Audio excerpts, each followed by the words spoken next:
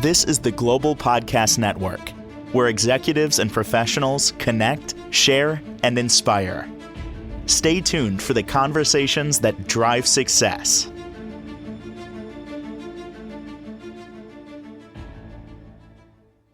We are excited to have Jana Bantz joining us again from Jana Bantz Real Estate. We are going to talk about more Southern charm and, of course, the beautiful neighborhoods in South Carolina, in Charleston especially, that she can help you with. But there's a lot to her. She wears many hats, and she's here today wearing, well, no hat, but has a beautiful pool background. I wonder where you are. What's going on, Jana? Hey, welcome from Charleston, South Carolina. It's good to see you. You too. Pleasure to have you back, hon. Thank you. It's a beautiful southern day here. That's a picture of a pool at one of the resort style communities in the area that the residents get to enjoy. I thought that would give you a feel for Charleston. Lots of palm trees, lots of sunshine, Carolina blue skies. Oh my goodness, beautiful. And for those that may not know anything about you and the company yet, just give us a little overview before we dive into today's conversation, please. All right, Lisa Main and I are a team at Next Home, the agency group in Summerville. Our office is located in the historic district of Summerville. We're about 27 miles from downtown historic Charleston, so we would be one of the bedroom communities. There's multiple around Charleston. Most people live out here in the outskirts and then enjoy the city. Beautiful. And I kind of met Lisa before, kind of by accident. So, hi, Lisa. I know she's going to be helping us out today as well. We're going to talk a little about the changes in real estate industry first. You mentioned based on the NAR settlement of 24. Do you want to discuss this a little bit to start? Sure, that made all the news last year. And basically, what they did is they said we shouldn't negotiate both the listing commission and the selling commission at the same time. They wanted to uncouple those. So when we list a house, we sit down and talk with the sellers, show them all the things that we're going to do, our points of value, and tell them the amount of commission we are going to charge to sell that home. Then we talk to them, are they willing to pay a buyer's agent? And most 85 to 90% always say yes, because 85 to 90% of buyers are going to have a buyer's agent represent them. When they make their offer, they put their request for compensation in the offer and we negotiate that separately. So it's two separate negotiations rather than it used to just be one. That's the biggest change for the seller side. On the buyer side, the changes are larger.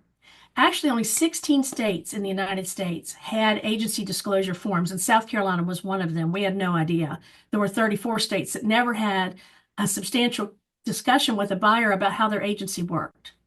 So now all 50 states have to have that. And when you meet with your buyer's agent, they're going to sit down and talk with you, find out about you, your lifestyle, your wants, your dreams, your commute to work, what type of lifestyle you want. And then they're going to talk to you about agency and how they work for you. A buyer's agent will have a contract that must be signed before you leave the house and even look at the first property that just outlines how they're going to represent you, how they're going to be paid. They will negotiate that first, usually from the seller. If the seller can't pay it all, then they would look to the buyer to pay the difference. So that's important. Buyers need to know that there might be an extra fee to them during the process, and they just need to know all that up front. Okay. Thank you for that. What else is on our list here? There's you're teaching me as well, and obviously how this all affects the buyers, the sellers, and obviously why an eligible realtor is needed to help guide you with all these new practices because it's confusing. It is confusing. There's about 141 steps that go from the time you start to look at homes until you hit the closing table. You have to have someone who's efficient and knowledgeable and a strong problem solver to get you through all of those smoothly and to the closing table. And that's what we specialize in. Beautiful. And let me ask, just for those, how many years you've been doing this for? I just need to I have to This is pump you up. 33 or 34. I don't keep track. Isn't that terrible? Forever.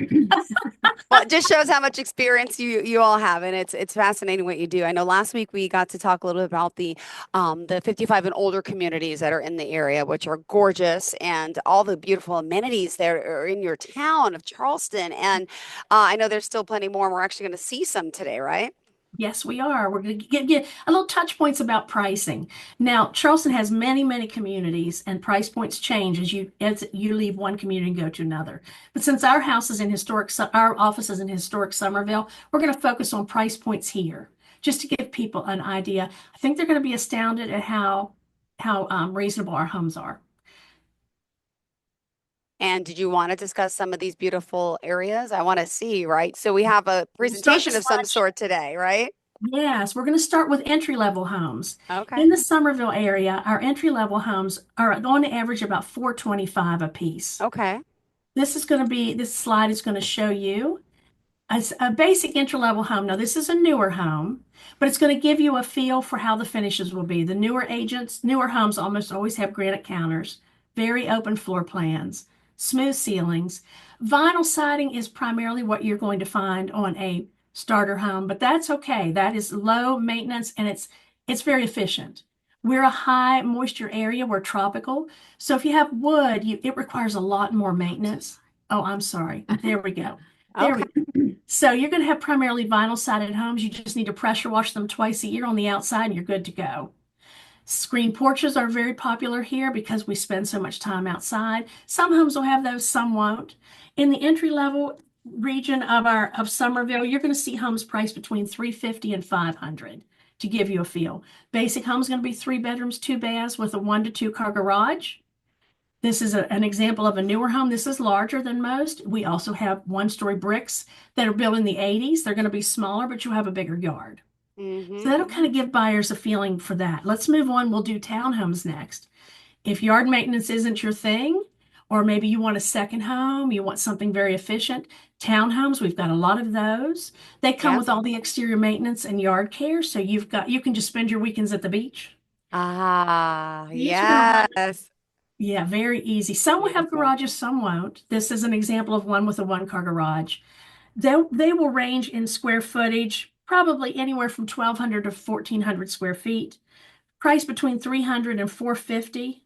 And then you have a regime fee with that. When you have a townhome and you're paying someone to take care of the outside, they're going to charge you a monthly fee. Mm-hmm. The more amenities you have, more pools, tennis, those sorts of things, the higher the amenities. So they range from a low of 150 a month if you're just doing the lawn care to about 550 a month if you have a lot of amenities nearby. Okay, Got it. these are very nice starter homes for people who are just getting their feet wet.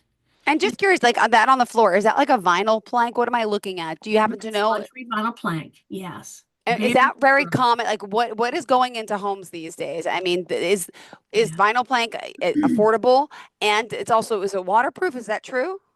They'll say it's somewhat waterproof, but you can't let water stand on it. Any surface is going to Yes. start to absorb after a while, but they don't scratch, they don't dent as easily as wood floors. Great for children and pets. And that seems to be the latest and the greatest with our builders in this area. Got it. Beautiful. I love it. Most I of our love it. kitchens will have solid surface counters, usually Mm-hmm. granite. Quartz would be an upgrade. And then neutral paint, thermal windows, well built. We have really well built homes.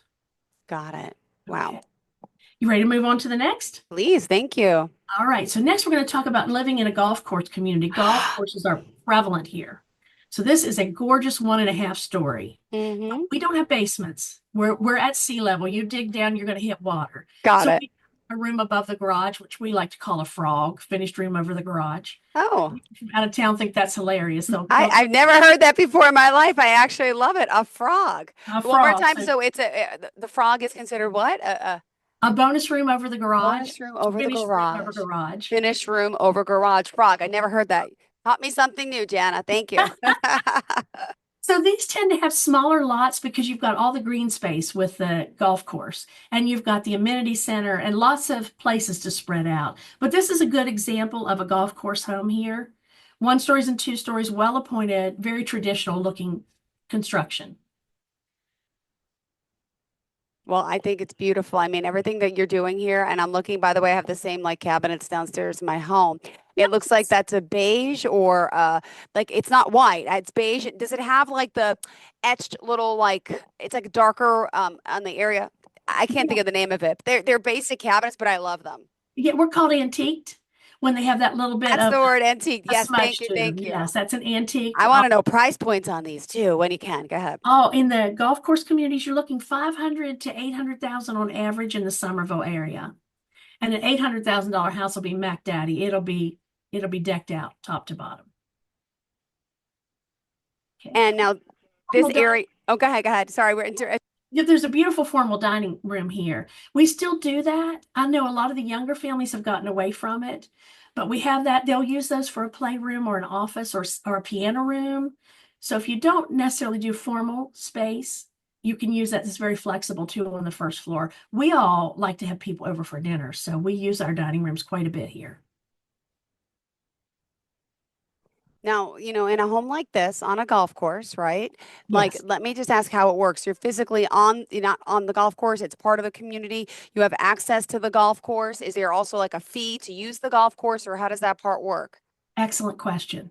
This is in a neighborhood called Legend Oaks, and there the golf course is separate. The golf course is part of the community, pardon me, but to join it is separate. It's semi-private, so you can pay as you go if you'd like, or you can become a member. They also have 2 outdoor pools, lighted tennis courts, and a full clubhouse that has events and meals.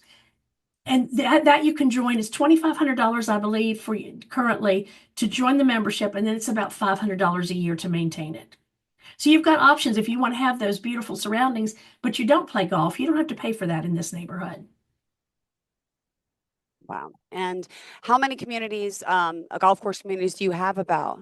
We have 5 in Somerville. One Okay. is private, and that is more expensive. That's going to have your very high-end executive homes, and it's about a $20,000 buy-in, and you must be a member of that golf course. But this is Legend Oaks. We have Pine Forest. We have Miler Country Club, and those are all just pay as you go, or you can join separately if you'd like. Got it. Pardon me. Beautiful. Yes. Wow. And now these homes in particular, just give me some price points, please. Yes, 500 to 800 on average to live in a golf course neighborhood. Mm-hmm. And you can be on an interior lot or a golf course lot. Not everybody wants that, so you've got something for everybody. 2 stories, 1 stories, always very open, very livable homes. Ah, wow. And now historic homes as well. I know I've heard a lot about historic Charleston, never been there yet, but that's a whole nother facet of the property that you have here in the Tri-County area, right? Yes, oh, this is so fun. Look at this one. This home is magnificent. It was built in the 1800s. It's been converted to a bed and breakfast. So you can buy it as a bed and breakfast, or you can convert it right back to be your primary home. It has the traditional large center hallway flanked by parlors on both sides. This one has a full master suite on the first floor, and then 5 bedrooms, 5 bedrooms, 5 baths upstairs.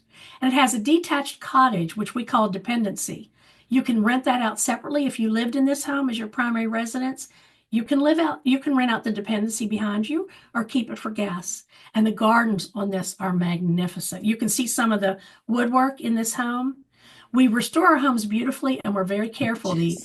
The Historic Society will not let you make a lot of changes to these homes. They want them to keep their character. And these homes in Somerville are going to run, the average is about 1.7 million. This is on the market for 1.6.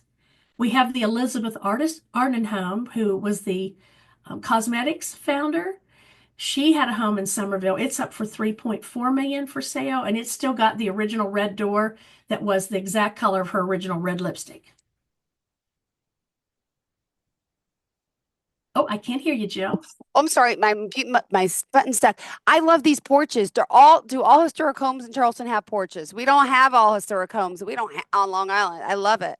Isn't that gorgeous?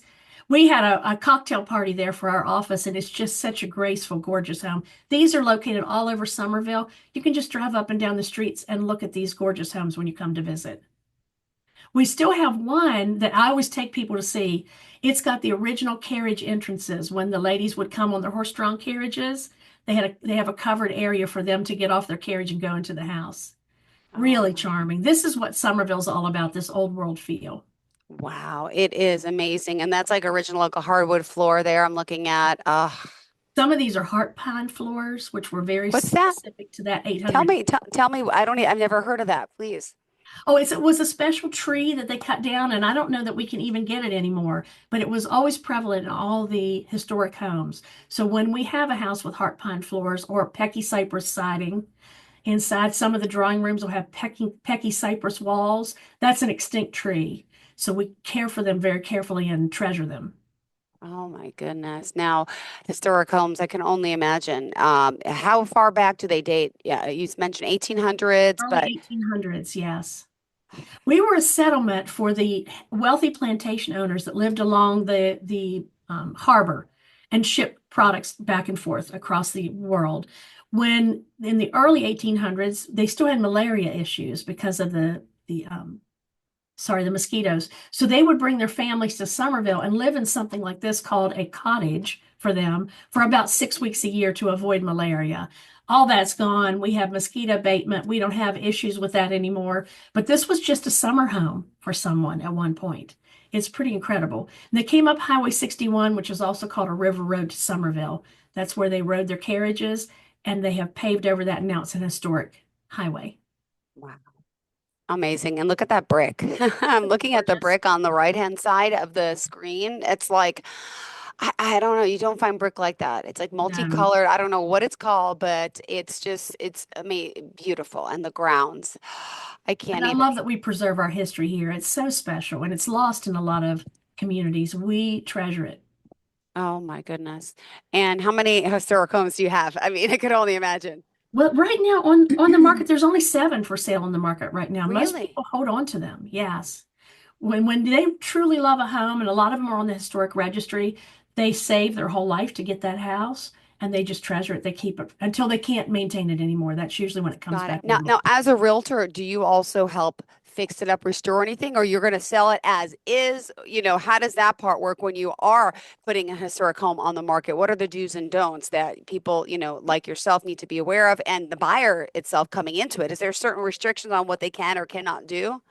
Yes, anything they do on the outside has to be done with period materials. And we have businesses here that sell those sorts of things.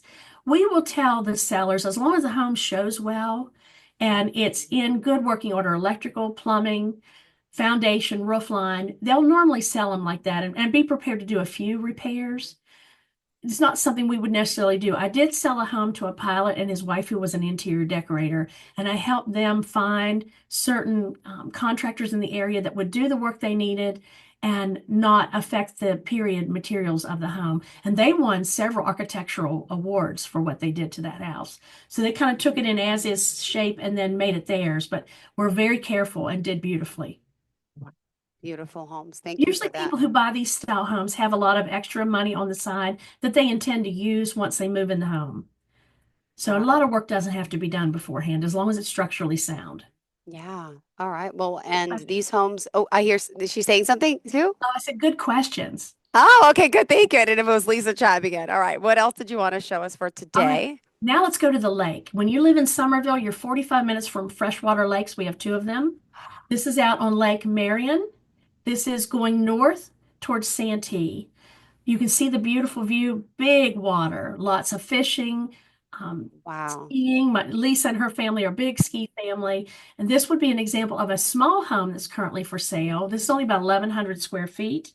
It's on the market for, let me get you that number so I don't guess, 600,000. This would be like a weekend getaway or a couple weeks in the summer. It's a small home, but magnificent views. So there it's 600,000. It was built in 1975. Then we're going to go to a bigger one if you wanted to live full time at the lake. This is a good example of this home. Oh my Isn't goodness. that gorgeous? Now this is, Wow. isn't that something? This is 895,000. It's about 3,100 square feet. This would be a full-time family home on the lake. Wow. And that is going to put you about an hour's drive into downtown Charleston, but people love it because it's a quieter lifestyle. And what lake is this, by the way? I'm sorry, This I'm is not Lake familiar. Marion. Okay. And how many lakes do we have in the area? 2. The other one is Lake Moultrie. There's only 3 homes for sale out there, and I didn't pull any of those up because, sorry, my computer just has a mind of its own. They're older, smaller homes. They tend to be more like little fishing camps. They weren't really wow to show today. But so if you wanted a full-time lifestyle at Lake Marion, this would be what your home would look like. Elevated plantation style. Underneath that is all storage and garage space, so that if the lake ever floods, it doesn't get into your main home. It just goes in through the foundation and flows right back out. So this is a well-built home to be living on the water. Oh my goodness. I love it. Okay. And you want to do one more? Absolutely. Oh, let's do the really fun one. This is beachfront. Now, if you really want to live large and you want to live on the water in Charleston, this home is magnificent. This is, let me do the stats on this one. Well, I should have it right here. Aha. Oh, I don't have it. This is beachfront. In the beachfront areas, you're going to be anywhere from about Oh, 1.2 million to if you go to Sullivan's Island, here we go. You're going to be in the 18 million range. So this is on Folly Beach. This is one of our favorite beaches in the area. More of a family-friendly beach, very laid back vibe. This home has 2,300 square feet. It's got 3 bedrooms and 3.5 baths. A lot of these people will rent them out part of the year to cover the expense. And this is priced at 3.295 million. It is stunning. A newer construction built in 2024, so it's got all the bells and whistles. You sit on about a quarter of an acre. And from this home, you can ride your golf course to dining, activities, shopping, lots of fun things. There's a state park on this island of Folly Beach. Our lighthouse is very, very special. They refurbished it in the last 2 years and it lights up during special events. This is one of the rare beaches we have in South Carolina where the dolphins do strand feeding, which I think is very interesting. The dolphins have actually learned to herd fish together as a group. They push them on shore and then they beach themselves and eat the fish and go back out with the tide.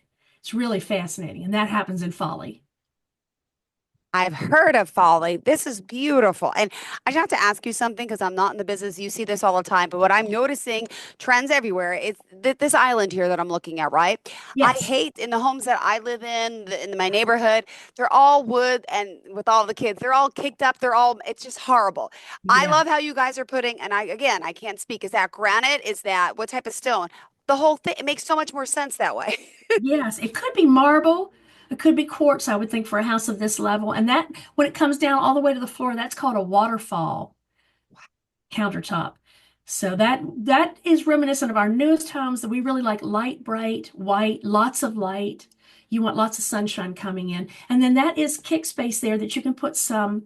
So that's where you get the kicks from the kids. But that's where you can put some bar stools because no matter how nice your house is, when you have people over, they're all going to hang out in the kitchen. It's just the way it works. Oh my goodness. And that's a beautiful kitchen and a half and that beachfront property. Okay, tell me like currently now, what is the temperature there where you are in Charleston? I need to know. And how hot does it get in the summer? Yesterday it was 82. It was fabulous. Everything's blooming. People are mowing their lawns. It's incredible. So Wow. today it's going to be a little bit chillier. We're calling for a light shower this afternoon, which we need. We're a little behind on our rainfall, but it's going to be about 68 or 70 today and through the weekend. And then in 2 weeks, we have the Azalea Festival. About 250,000 people will come to Somerville. All the azaleas are starting to bloom in our downtown parks. It'll be a juried art show with food and music and a carnival and just fabulous. So our town's getting ready for that. Everybody's sprucing up and making sure everything looks great. Oh my goodness. And for those that, obviously or, haven't visited, we did talk about this last week. Is it one of the number one retirement spots? What did you tell us last week? It's in the top 5 retirement cities in the United States based on cost of living, quality of living, the availability of the arts, the history. We've got an international airport here. We've got a port. So there's something here for everyone. And I will mention the background that you see now. That's our famous Rainbow Row. That used to face well, it does still face the harbor, but now there are buildings built across from it, so you don't have quite the view. But this is one of the scenes that everybody knows of Charleston. Everyone wants to go see the Rainbow Row. These Oh, homes all sell the 6 to 10 million through there. amazing. Well, Isn't it what a fun? town, what a place. I hope people come visit, let alone want to move here and buy and bring their families. I mean, this is and by the way, let me just ask, we did talk last week about, the 55 and older, but for the younger generation, tell us why people are attracted to this town. Oh, we have very high paying jobs, a lot of high tech jobs. They like it because we've got a college here, a medical school. You've got access to 4 different beaches. The fifth one is a private beach. You've got all the nightlife, got the great weather. You can do your education. You can have great year-round access to the beaches. It's just something for everyone. Somerville has really high potential schools. We have very high grade scores. We have 3 high schools, and one teaches an international baccalaureate program. Those students who graduate have 2 degrees, and one is recognized around the world. It's an amazing place to live. I've never had anybody move here that didn't like it. And I will say, from the first podcast I did about 2 years ago, a buyer called me from upstate New York. She came into town, bought an investment property, likes it so much they're coming back in the next few weeks, and they're going to buy a retirement home here to stay. Beautiful. Well, thank you so much. We appreciate you being here, joining us, and of course, talking about this beautiful property and place to live. And how many years have you been here for now? We've been here since 1986, and we have another podcast next week. I will say, if any of your viewers have something specific they want us to talk about, let us know, email us, let us know, and we'll put that on the agenda because we're just kind of picking topics. But if there's something specific, we will definitely target that for you. Oh, thank you so much. And if you don't mind stopping to share the screen so we can have a clean edit, I'd appreciate it. Welcome. And thank you. You're so good at this. And if we do want to reach out to you, Jana, thank you again. Please tell us how we can reach you. Easiest ways to call us, 843-709-3880. Or you see my name on the screen. Our email is jana@janabantzrealestate.com. And you can look it for me on Facebook or online. Just put Jana Bantz in, you'll find us. All And right. Lisa and I would be delighted to talk to you. Perfect. Thank you so much. Pleasure having you here. Great. We got to catch up. And thank you for the visuals. It's just beautiful to see these properties and these homes, and really sells, I mean, just itself. It sells Charleston. I will. Thank you so much, Jana. Looking forward to next week. I appreciate it. And thank you again, Lisa, too. This is the Global Podcast Network, where executives and professionals connect, share, and inspire. Stay tuned for the conversations that drive success.